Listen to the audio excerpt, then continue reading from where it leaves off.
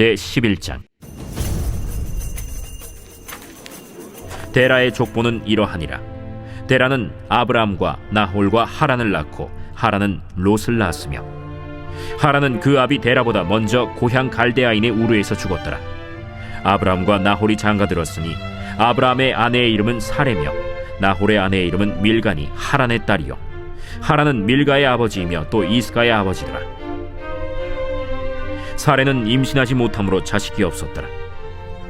데라가 그 아들 아브람과 하란의 아들인 그의 손자 롯과 그의 며느리 아브람의 아내 사레를 데리고 갈대아인의 우르를 떠나 가나안 땅으로 가고자 하더니 하란에 이르러 거기 거류하였으며, 데라는 나이가 205세가 되어 하란에서 죽었더라.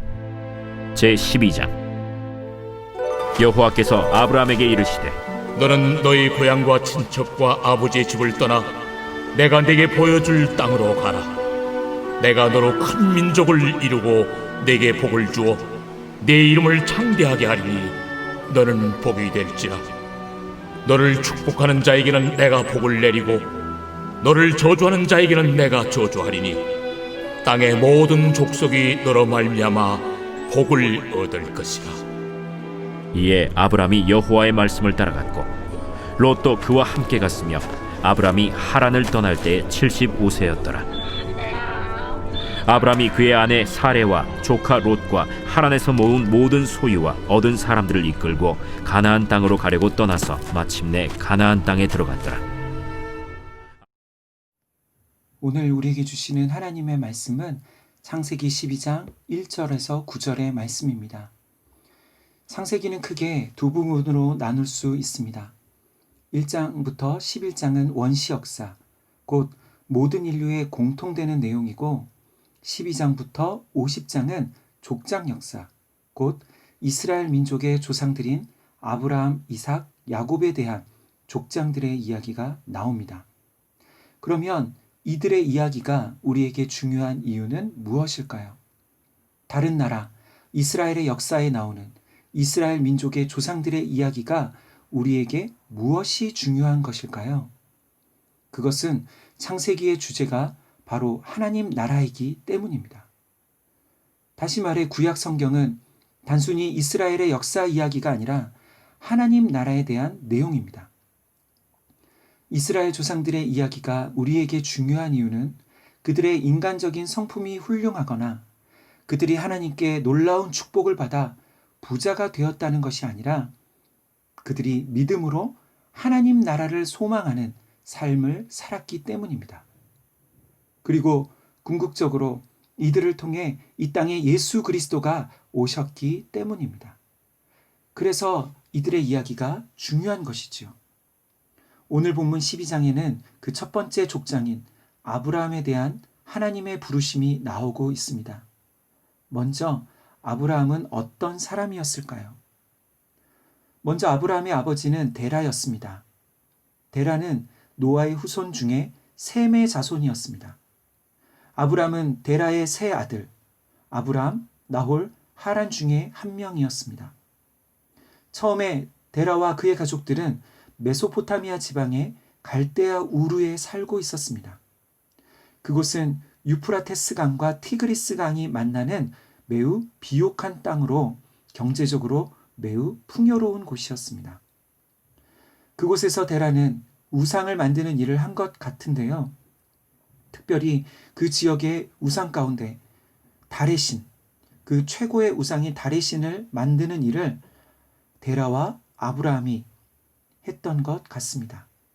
그런데 어느 날 하나님께서 아브라함에게 찾아오셔서 말씀하셨습니다. 너는 고향과 친척과 아버지의 집을 떠나라 라는 말씀이었습니다. 아브라함은 이것을 아버지 데라에게 말했던 것 같고, 그래서 데라와 그의 가족들이 갈대아 우르에서 하란으로 이주하게 되었습니다. 그러나 하나님의 계획은 아브라함이 하란에 머물러 있는 것이 아니라 가나안 땅으로 가는 것이었습니다. 그래서 아브라함의 나이 75세에 다시 하란에 있는 아브라함에게 찾아오셔서 말씀하셨습니다. 그리고 아브라함은 하나님의 말씀에 따라 가나안으로 가게 됩니다. 1절부터 3절의 말씀은 하나님께서 아브라함을 부르시는 그 부르심의 말씀이 나오고 있습니다.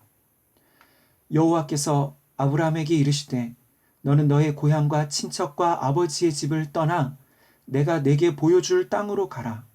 내가 너로 큰 민족을 이루고 내게 복을 주어 내 이름을 창대하게 하리니 너는 복이 될지라.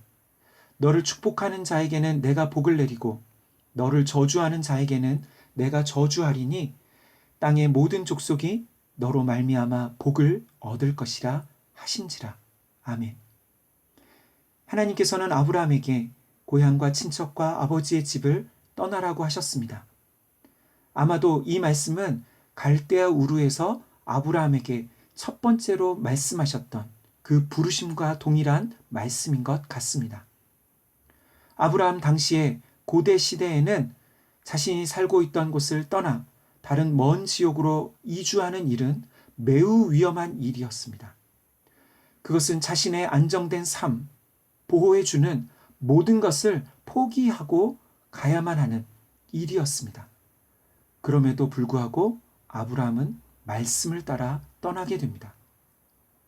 여기서 우리가 첫 번째로 생각해 볼 것은 아브라함이 왜 이런 큰 위험을 감수함에도 하나님의 말씀을 따라 떠났는가입니다. 창세기 11장 30절을 보면 아브라함과 그의 아내 사레에게는 자식이 없었습니다. 사레에게 불임의 문제가 있었습니다.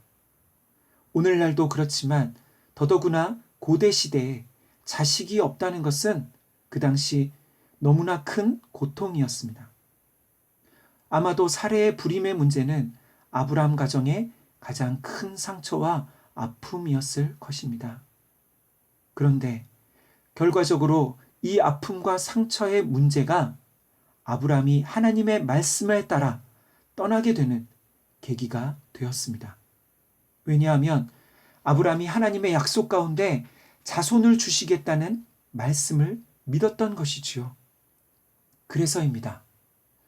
사랑하는 성도 여러분, 우리가 겪는 우리의 많은 아픔과 상처의 문제는 어쩌면 그 문제로 말미암아 하나님을 만나는 계기가 될 수도 있습니다. 비록 지금은 그 이유를 알 수 없고 너무나 힘들고 고통스러운 문제이지만 때로는 그 고통과 아픔을 통해 하나님을 찾지 않던 우리가 하나님을 찾게 되고 하나님께서는 우리를 찾아오셔서 말씀해 주시는 것이죠. 그렇게 하나님을 만나게 되었을 때 우리의 인생이, 우리의 삶이 이전과는 다른 하나님의 말씀을 따라가는, 말씀을 따라 살아가는 그런 새로운 삶을 살아가는 계기가 될 수 있는 것이지요. 두 번째로 생각해 볼 것은 고향, 친척, 아버지의 집을 떠난다는 것이 무슨 의미인가입니다. 처음 아브라함이 살던 곳은 갈대아 우르였습니다. 이곳은 바벨탑 사건이 있었던 시날 평지와 매우 가까운 지역입니다. 그러니까 지금 아브라함이 사는 곳은 바벨탑을 건설했던, 하나님을 대항하고 하나님을 배제한, 자신의 힘으로 안전을 마련하는, 또 스스로의 이름을 높이기를 원하는 그런 사람들이 살아가는 곳이었습니다. 지금 하나님께서는 아브라함에게 그런 바벨탑의 정신을 따라, 바벨 공동체의 정신을 따라 살아가는 곳에서 떠나라는 것입니다. 그리하면 사람의 힘과 능력으로 얻으려 하는 보호와 안전이 아니라 하나님이 주시는 안전, 하나님이 주시는 보호, 하나님께서 너를 인도해 주시고 보호해 주신다는 것입니다. 뿐만 아니라 하나님이 아브라함에게 복을 주시고 그의 이름을 창대하게 해주시겠다고 약속하시는 것입니다. 그러면 이 말씀은 오늘날 우리에게 어떻게 적용될 수 있을까요? 우리도 아브라함처럼 우리가 사는 곳에서 떠나라는 말씀일까요? 아니면 세상에 우리가 하는 일들을 그만두라는 말씀일까요? 그것이 아닙니다. 이 말씀은 문자적으로 적용되는 것이 아니라 말씀의 원리가 중요한 것이지요. 사랑하는 성도 여러분, 우리에게 고향, 친척, 아버지의 집을 떠난다는 것은 오늘날 이 세상에 하나님 없이 살아가는 인본주의, 하나님을 거절하고 살아가는 세속적인 가치관을 따르지 말라는 의미입니다. 다시 말해 우리가 그리스도인이 된다는 것, 예수님을 믿는다는 것은 더 이상 이 세상의 가치관대로, 이 세상의 방식대로 살지 않겠다는 것을 의미하는 것입니다. 세상의 가치관, 방식이 아니라 하나님의 말씀의 가치관을 따라 살겠다는 것이지요. 세상 가운데 살지만 세상 사람들과는 다르게 살아가는 것입니다. 나의 안전과 성공과 행복이 내 힘과 지혜와 방법에 달려있는 것이 아니라 그 모든 것이 하나님께로부터 온다는 것을 믿는 것입니다. 하나님께서는 그리할 때 내가 너를 책임져 주시겠다고 약속하십니다. 12장 1절부터 3절까지 이 세 구절에서 하나님께서는 내가 너에게 그렇게 말씀하시며 하나님이 우리를 책임져 주시겠다고 말씀하십니다. 다시 말해 말씀을 따라가는 삶은 하나님께서 모든 것을 공급해 주시고 책임져 주시는 삶을 의미하는 것입니다. 아브라함은 그렇게 고향 친척 아버지의 집을 떠나 말씀을 따라갔습니다. 자신의 힘으로 살아가는 안전이 보장된 삶을 포기하고 말씀을 따라 자신의 그 삶의 터전을 떠나 위험을 감수하며 하나님의 말씀을 따라가는 것. 성경은 이것을 믿음이라고 말합니다.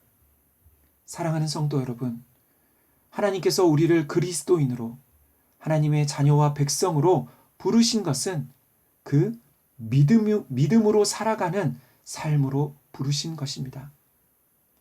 하나님이 아브라함을 부르셨을 때 아브라함의 나이는 75세, 사레는 65세였습니다. 그는 갈대아 우르에서 다른 사람들과 같이 우상을 섬기며 우상을 만들며 사는 사람이었습니다. 또한 그의 가정에는 불임의 문제가 있었습니다. 아브라함은 우리와 비교할 때 무엇인가 더 나은 것이 하나도 없는 그런 사람입니다. 다시 말해 아브라함은 하나님께 선택받을 만한 아무 이유나 자격이 없었지만 하나님의 은혜로 그는 믿음의 조상이 되었습니다. 그렇다면 우리도 비록 지금 내 모습은 너무나 믿음이 적은 것 같고, 아니 어떨 때 믿음이 없는 것 같은 세상적인 모습으로 살고 수많은 아픔과 고통의 문제가 우리 삶에 있다 할지라도 하나님의 말씀을 따라 한 걸음씩 내딛는다면 하나님께서 우리의 모습도 그렇게 믿음의 사람으로 변화시켜 주시지 않을까요? 오늘 하루 우리도 하나님의 말씀을 따라 말씀을 신뢰하며 그렇게 믿음의 한 걸음을 내딛는 저와 모든 산돌의 교우들 되시길 간절히 소망합니다. 아멘.